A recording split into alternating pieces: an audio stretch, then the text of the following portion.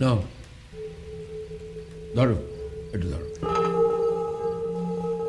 তুমি চাইলে আমার ড্রাইভার তোমাকে ভালো কোনো হোটেল নামিয়ে দেবে।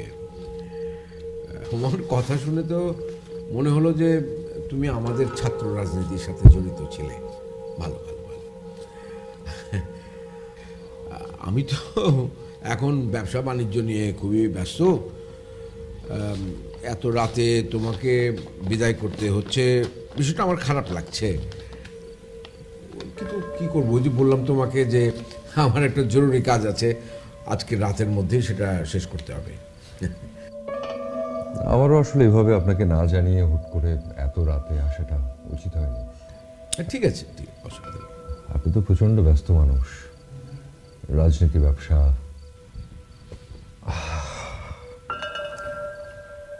আচ্ছা, আপনি মনে না করলে একটা কথা বলি। বলো বলো। ওয়াশরুমটা কোন দিকে?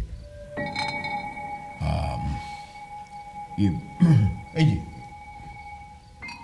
Thank you so much.